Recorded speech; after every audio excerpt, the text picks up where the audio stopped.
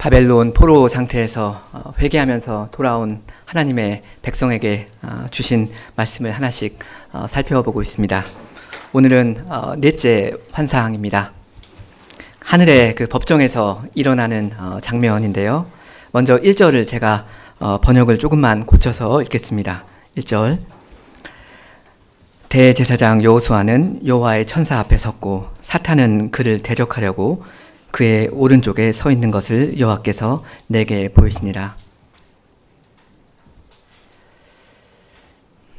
하늘에 있는 재판소 장면이죠. 피고는 지금 대제사장 여호수아입니다. 판사는 여호와의 천사인데 사실상 여호와 그분이시다, 이렇게 생각하셔도 될 것 같습니다. 그리고 사탄이 그 대제사장 여호수아를 고소하려고 벼르고 있습니다. 그도 그럴 것이 3절을 보시면 이 사람 여호수아는 무죄한 사람이 지금 아니지 않습니까? 그러니까 이 사람, 이 죄인 여호수아를 지금 잡으려고 안달난 이 사탄의 그 표정을 한번 여러분 상상해 보시기 바랍니다.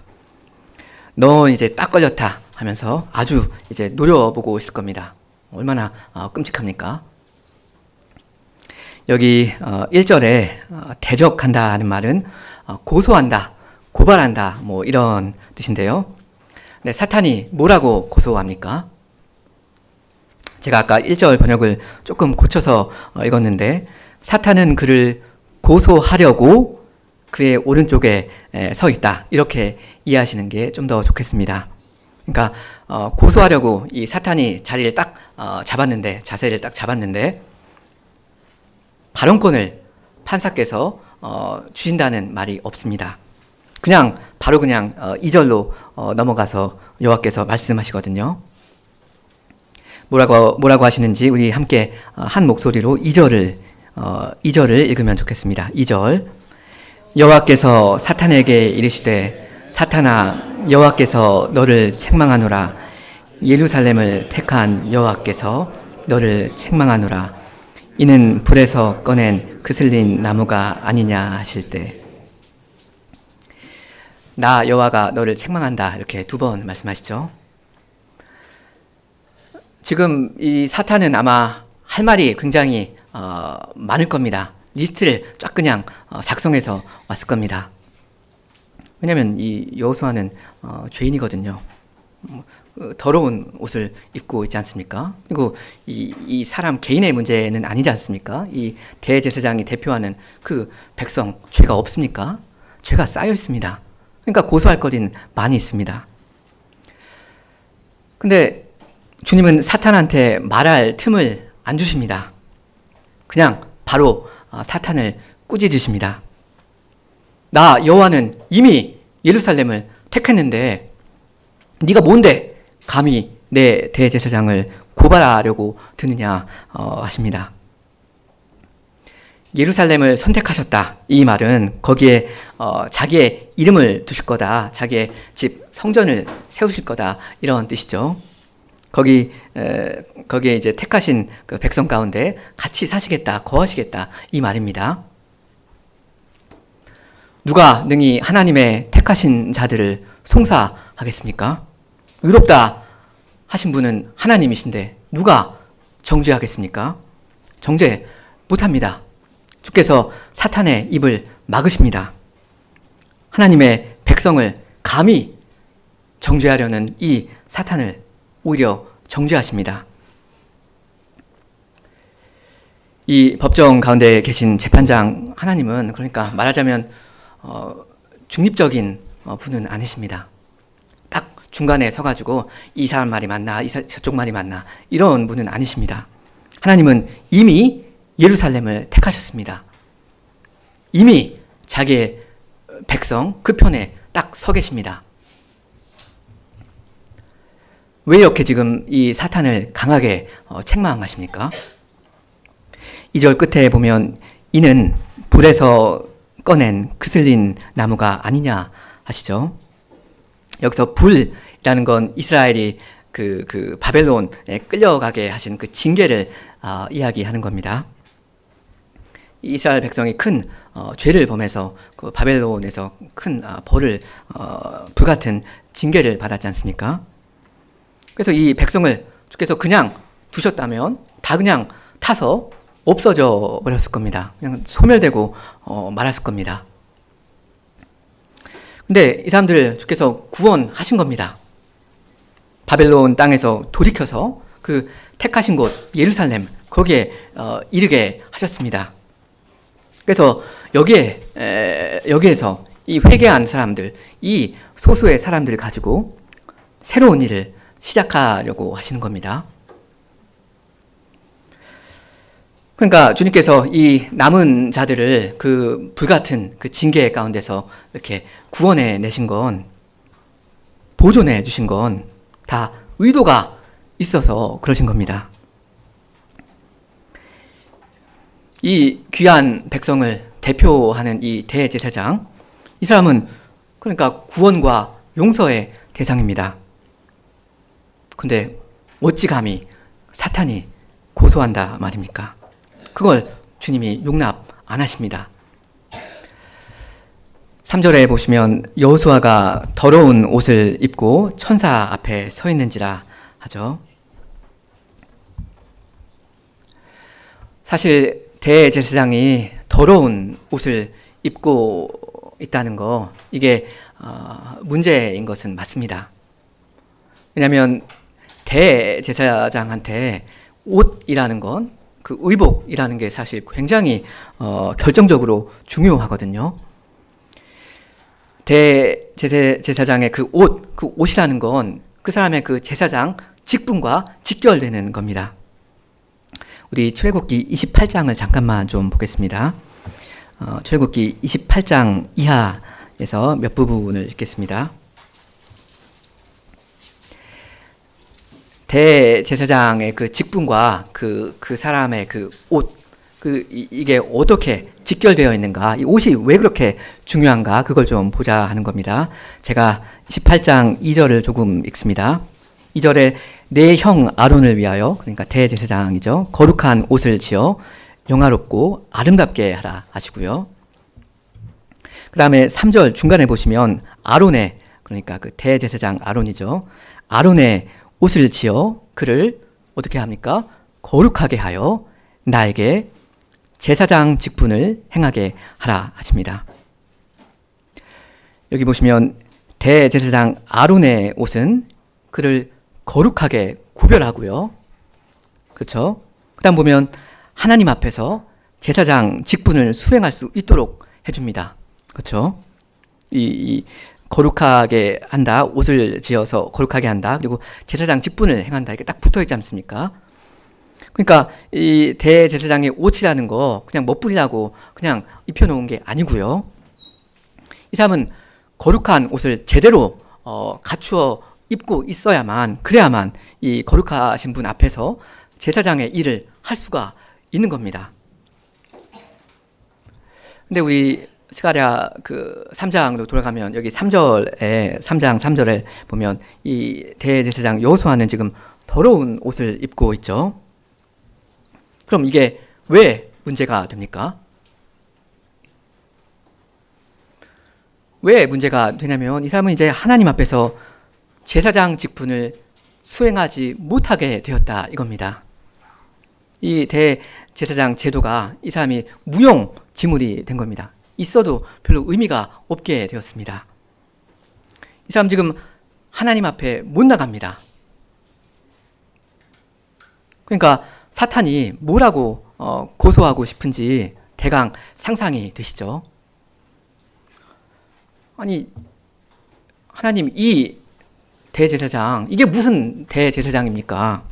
이게 다 무효입니다. 이런 사람은 있으나 마나입니다. 이렇게 이야기하는 겁니다. 이렇게 말을 하고 싶은 겁니다. 근데 이게 지금 이 상황에 있는 이 이스라엘 백성한테 왜 문제가 되는 겁니까? 이 대제사장, 왜 이게 지금 중요한 겁니까? 이때 당시 이 이스라엘 백성의 사명이 뭐죠? 성전 재건이지 않습니까? 학개서를 보면 지금 한창 이 성전을 재건하고 있는 중이거든요.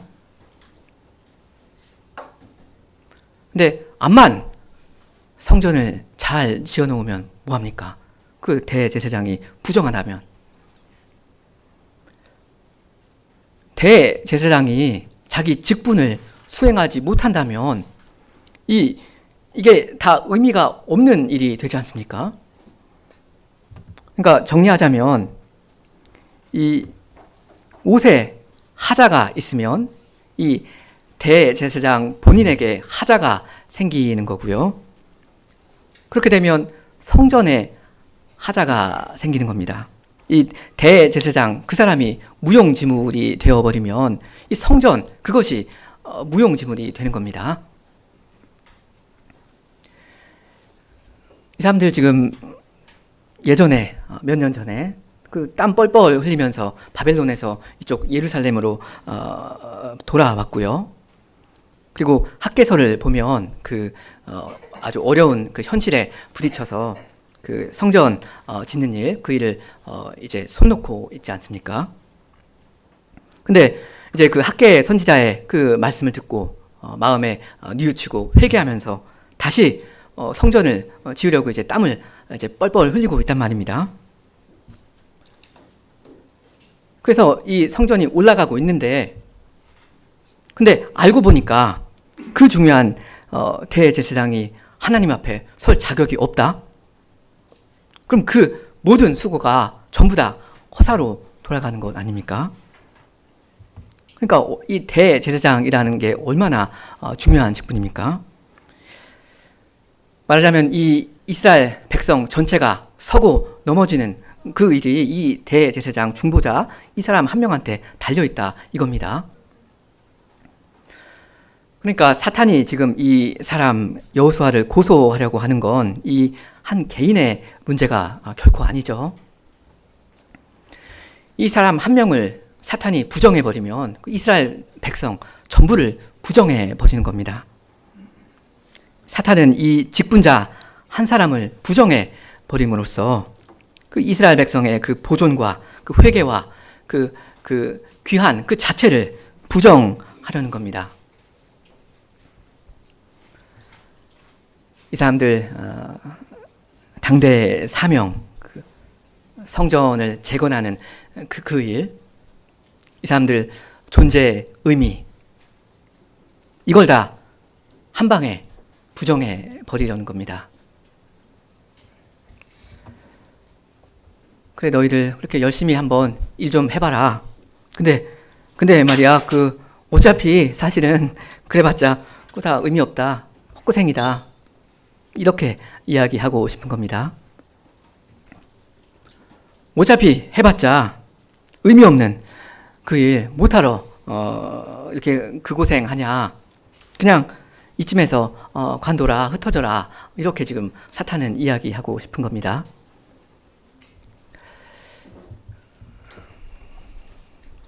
은혜개혁교회 성도 여러분, 맞는 말입니까? 결국 다 의미 없는 겁니까? 할 만큼 했으니까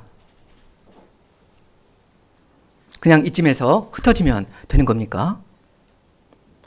그렇지 않습니다. 사람은 더럽지만 하나님은 깨끗해 하십니다. 사람한테는 죄가 있지만 하나님께는 풍성한 은혜가 있습니다.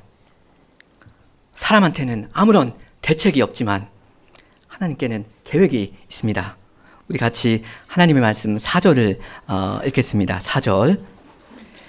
여호와께서 자기 앞에 선자들에게 명령하사 그 더러운 옷을 벗기라 하시고 또 여호수아에게 이르시되 내가 내 죄악을 제거하여 버렸으니 내게 아름다운 옷을 입히리라 하시기로.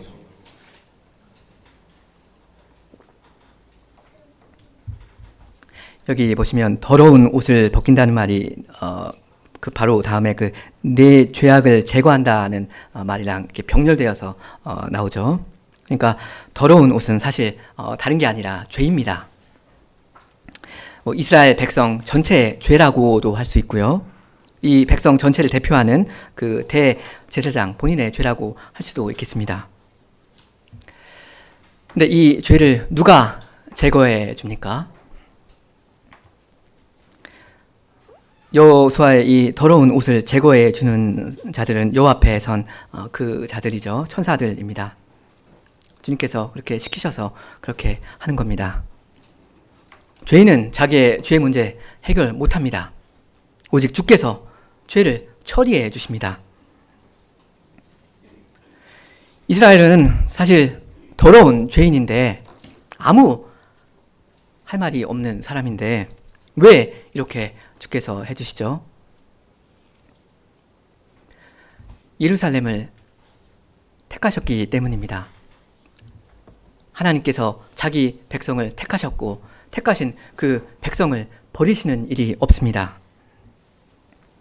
우리 5절도 같이 한번 읽겠습니다. 5절 내가 말하되 정결한 관을 그의 머리에 씌우소서 하매 곧 정결한 관을 그 머리에 씌우며 옷을 입히고 여호와의 천사는 곁에 섰더라.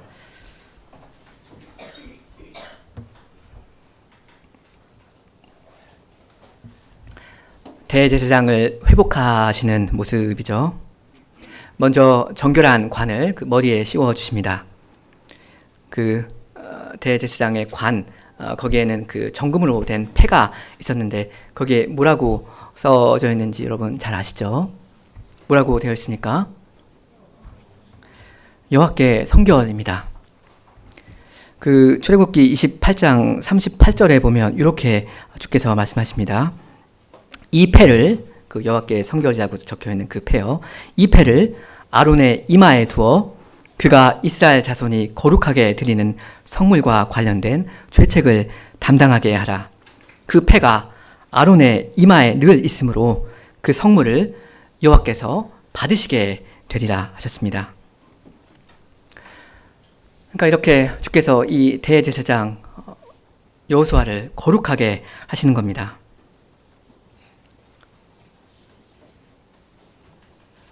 그렇게 하심으로써 이스라엘 자손이 하나님께 드리는 그 예물들을 받아주시고 그 예물들을 드리는 그 백성들을 받아주시는 겁니다. 이게 뭐냐면 성전이 회복되는 거죠.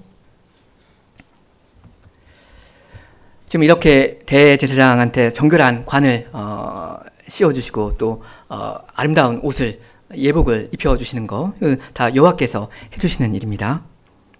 그러니까 정통성은 주님께서 부여해 주시는 겁니다. 직분자를 세워주시고 한때 아주 수치스럽게 되어 있었던 직분자를 주께서 세워주시고 그렇게 함으로써 그 백성을 세워주시는 것 그거 다 하나님께서 하시는 일입니다. 이 당대 이 백성한테 맡겨주신 그 사명이요, 그 성전을 재건하라는 그 사명이요, 그게 다 무의미한 게 아니라는 거, 그게 다 유효하다는 거, 그걸 다 주님께서 확증해 주시는 겁니다. 사탄의 그 거짓말 속지 말아라, 듣지도 말아라 하시는 겁니다. 이 사람들이 그 어려운 현실 가운데서 그 성전을 짓는데 그 흘리는 그 땀을 주께서 유효하게 다 쓰실 거라는 거, 그 약속을 하나님께서 지금 해 주신 겁니다. 그러니까 그 백성은 그 말씀을 믿어야 됩니다. 자기가 이렇게 흘리고 있는 이 땀 중에 그 한 방울도 흐지부지 수포로 돌아가지 않을 거라는 거, 그걸 확신하고 열심히 자기 일을 하면 됩니다. 그리고 다시 정결하게 되고 또 거룩하게 회복된 자기의 그 중보자, 대제사장 이 사람을 보면서 그런 믿음을 더 가져야 되고 더 큰 소망을 가지고 건축 현장에서 나가서 땀을 흘려야 하는 겁니다. 그래야 제사장 나라입니다. 이어서 6, 7절을 제가 낭독합니다. 6, 7절 여호와의 천사가 여호수아에게 증언하여 이르되 만군의 여호와의 말씀에 내가 만일 내 도를 행하며 내 규례를 지키면 내가 내 집을 다스릴 것이요 내 뜰을 지킬 것이며 내가 또 너로 여기 섰는 자들 가운데 왕래하게 하리라. 아까 우리가 본 5절까지의 내용은 어떤 내용이었습니까? 아주 무력한 처지에 있는 주저앉아 있는 이 대제사장한테 하나님께서 일방적으로 그 은혜를 베푸셨지 않습니까? 근데 여기 7절 하반절에서는 주님께서 요구를 하십니다. 이런 요구를 하시는 건 더 큰 은혜를 베푸시려고 그러시는 건데 어떤 요구를 하십니까? 7절에 보면 내가 만일 내 도를 행하며 내 규례를 지키면 이렇게 말씀하시죠. 여러분 이 말씀 어떻습니까? 좀 밋밋합니까? 사실 어떻게 보면 뭐 그렇게 대단한 내용은 아니죠. 하나님의 말씀에 순종하라 이거니까요. 여호수아가 하나님의 말씀에 잘 순종하면 어떻게 해 주실 거라 약속합니까? 7절 중간에 내가 내 집, 그러니까 성전을 다스릴 것이요 내 뜰을, 그러니까 내 성전들을 지킬 것이라 하시고요. 그리고 내가 또 너로 여기 섰는 자들, 그러니까 천사들 이야기인데 천사들 가운데 왕래하게 하리라 하시는데 이게 뭐냐면 그 성전 속죄소의 커튼에 그 그룹들 그 천사들의 그 그림이 그려져 있지 않습니까? 이들 사이를 이 대제사장이 왕래할 수 있도록 해주시겠다 이겁니다. 이건 그 대속죄일 이야기하는 거겠죠.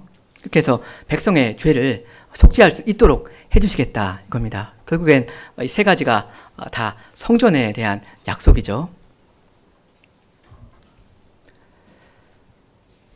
근데 방금 이야기한 이 세 개, 이것도 어떻게 보면 좀 밋밋하지 않습니까? 이건 사실 대제사장이면 당연히 해야 하는 일입니다. 뭔가 엄청나게 특별한 약속은 아닌 것 같습니다. 근데 이게 이 대제사장과 이 백성한테는 놀라운 약속입니다. 왜냐하면 이건 정상으로 돌아간다, 회복된다 하는 그런 이야기니까 그렇습니다. 이 백성은 지금 성전이 무너져 있는 그런 비정상적인 상황 가운데 있지 않습니까? 그리고 이 사람들은 죄인입니다. 자기 힘으로 뭐 어떻게 할 수 있는 게 없습니다.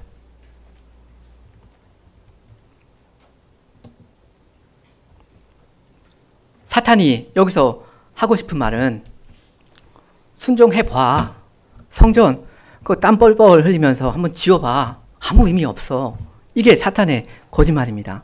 하나님의 약속 그거 아닙니다. 그 사탄의 거짓말 듣지 말아라 이겁니다. 순종해라. 그럼 내가 너에게 복을 주겠다. 이게 새로운 약속입니다. 기존의 캐캐묵은 약속처럼 들 수도 있는데 이 백성한테는 회복의 말씀이고 새로운 약속입니다. 주께서 더러운 옷을 제하시고 깨끗한 옷, 거룩한 옷을 입혀주셨죠. 복직시켜 주신 겁니다. 새 출발을 하게 하신 거죠. 그러면서 요구하시는 건 순종입니다. 진작에 주셨던 그 옛 계명에 새롭게 순종하라 하십니다. 그럼 내가 틀림없이 너에게 복을 주겠다 하십니다. 이제 8절부터는 좀 더 먼 미래를 말씀하시는데 먼저 제가 8절을 읽겠습니다. 8절 대제사장 여호수아야 너와 내 앞에 앉은 내 동료들은 여기서 동료들은 그 일반 제사장들을 이야기하는 겁니다. 그러니까 너와 내 앞에 앉은 그 제사장들은 내 말을 들으라. 이들은 예표의 사람들이라. 내가 내 종 싹을 나게 하리라.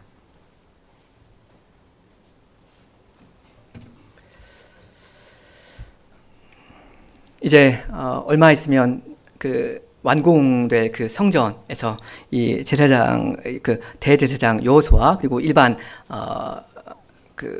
제사장들이 이제 일을 하게 될 건데, 이 사람들이 자기의 죄와 그리고 백성의 죄를 위해서 날마다 제사를 드리고 하는 것이 그게 끝없이 진행되지는 않을 겁니다.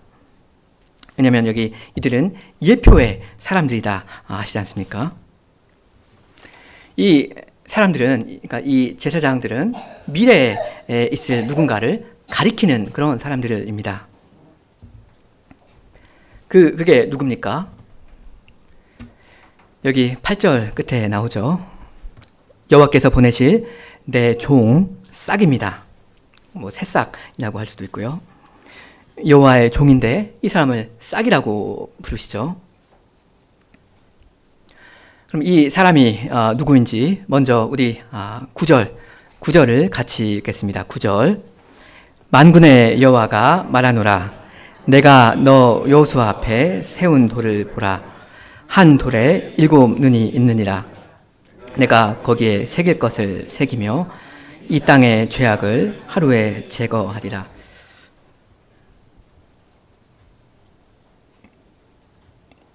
여기 9절 보시면 여호수아 앞에 돌을 세웠다 하시는데, 이건 지금 재건 중인 성전의 머릿돌 그런 걸 이야기하는 것 같습니다. 그리고 이 한 돌에 7 눈이 있다 하시는데, 이건 돌에 7 눈이 이렇게 박혀져 있다 그런 말보다는 7이 완전 수이지 않습니까? 그렇게 많은 눈들이 이 돌을 많이 쳐다보고 있다 하는 그런 뜻인 것 같습니다. 스가랴 4장 10절에 보면, 4장 10절에 작은 일의 날이라고 멸시하는 자가 누구냐? 사람들이 스룹바벨의 손에 다림줄이 있음을 보고 기뻐하리라. 그 다음에 7 눈 이야기 나오죠. 이 7은 온 세상에 두루 다니는 여호와의 눈이라 하니라 하시는데, 그러니까 여호와께 지금 눈이 7개나 있고요. 눈이 많다. 이거입니다. 그 7 눈이 빈틈없이 이 성전 재건 현장을 주시하고 돌보시면서 그게 틀림없이 완공되게 해주실 거다. 그 사람들 지켜주시고 복 주실 거다 하는 겁니다.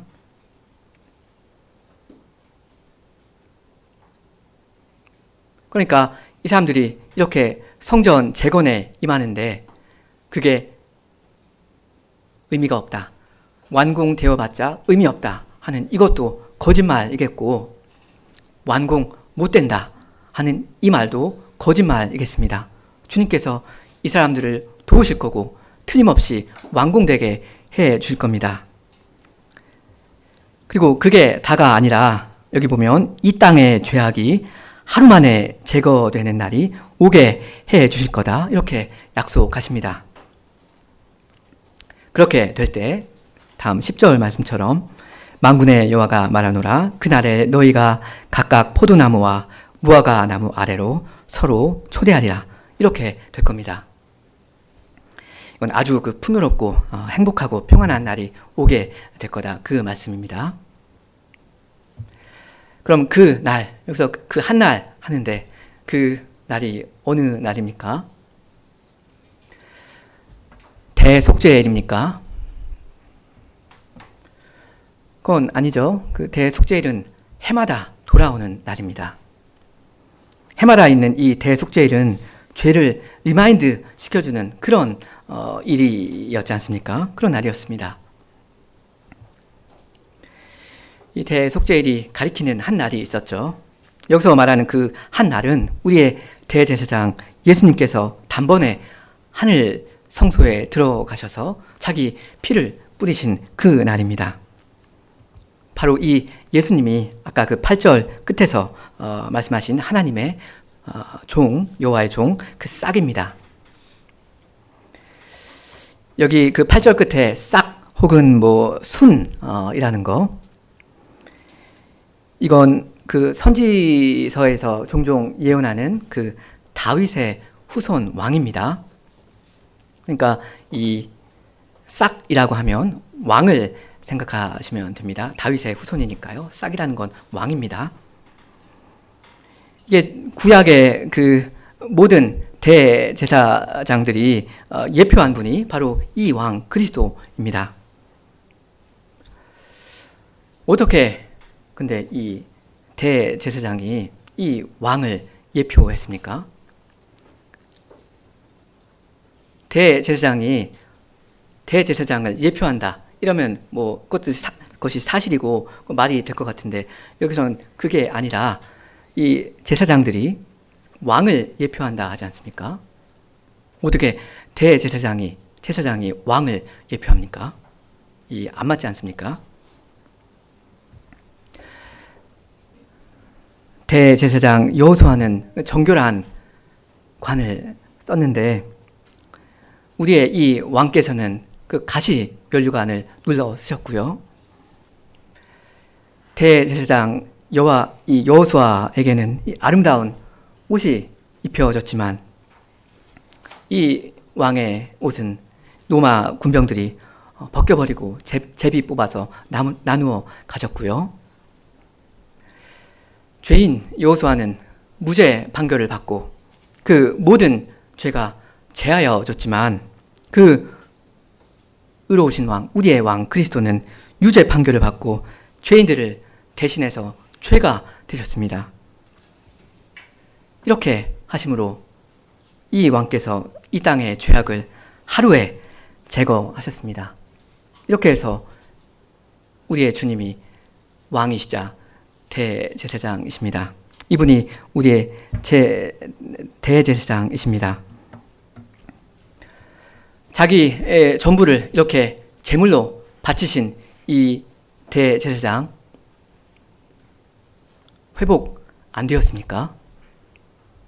주께서 이 충성된 대제사장을 회복 안 시키셨습니까? 회복시키셨습니다.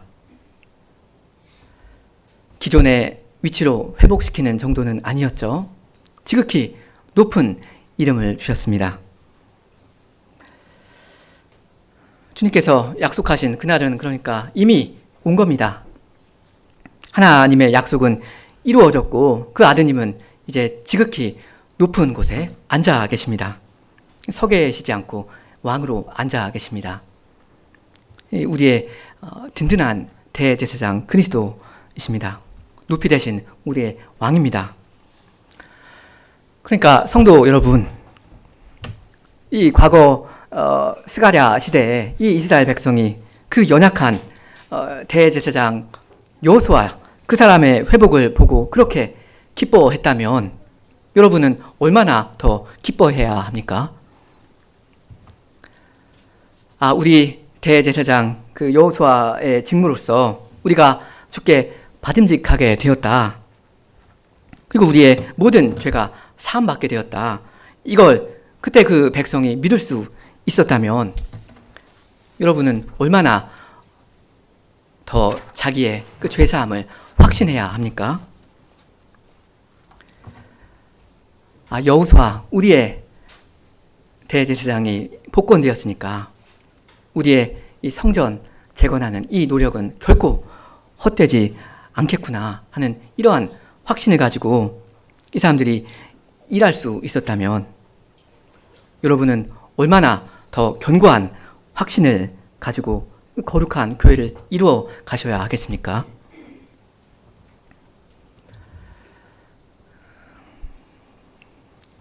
여러분의 그 거룩한 대제사장은 높이 되신 왕 그리스도이십니다.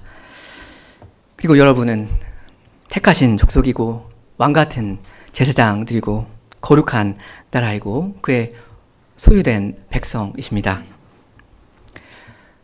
그리스도께서 하나님 우편에서 여러분을 위해 지금 간구하고 계시다면, 그리스도께서 은혜의 개혁교회 머리로 지금 살아 계시다면 여러분의 수고는 결코 헛되지 않을 겁니다. 그리스도를 믿으신다면 이것도 믿으시기 바랍니다. 이거 믿으시면서 일을 하시기 바랍니다.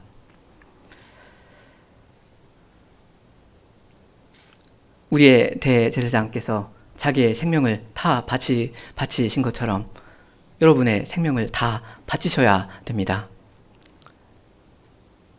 하나님께서 이 대제사장을 회복해 주신 것처럼 여러분을 회복해 주실 겁니다. 이 어둡고 악한 세대 가운데서 교회 하나 이루어가는 일, 별 의미 없는 일입니까? 어차피 해봤자 안 될 일입니까? 적당히 할 수 있는 만큼 해보고 여의치 않으면 그만둬도 되는 일입니까? 그렇지 않은 거 여러분 잘 아십니다.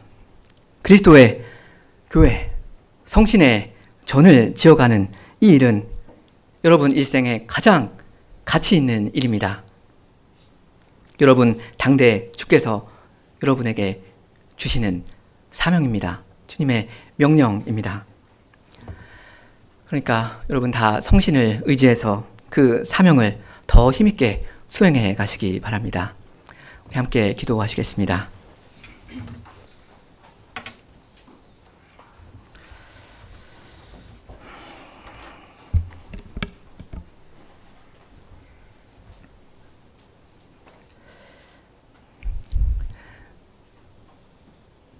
은혜가 풍성하신 하나님, 우리 아버지, 저희들은 다 하나같이 주 앞에서 큰 죄를 범한 중죄인들이며,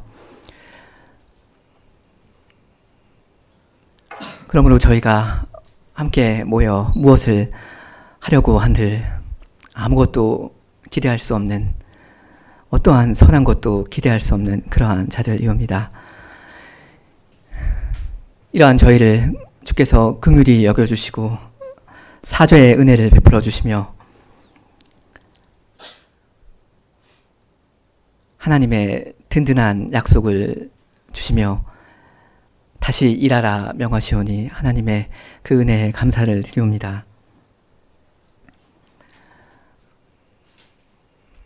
저희를 깨끗게 하실 뿐만 아니라 저희를 거룩하게 하시며 거룩한 교회를 이 어려운 형편 가운데에서라도 이루어가라 하시오니 주님, 저희에게 우리의 대제사장, 우리의 왕 그리스도를 더 깨달아가는 마음을 주시고 우리의 사명을 각성하는 그러한 열심을 주시기를 원합니다. 저희가 하나님의 모든 말씀에 모든 순종을 바침으로써 그렇게 교회다운 모습을 보일 때 하나님께서 저희의 모든 순종을 받아주시고 우리의 그 피와 땀을 받아 써주시며 저희의 그 모든 노력이 수포로 돌아가지 않고 하나님 앞에 상달되며 주님의 교회를 이 땅에 이루어가는 그 일이 저희의 생활 가운데 더 분명히 나타날 수 있도록 하여 주시옵소서. 예수님의 이름으로 기도합니다. 아멘.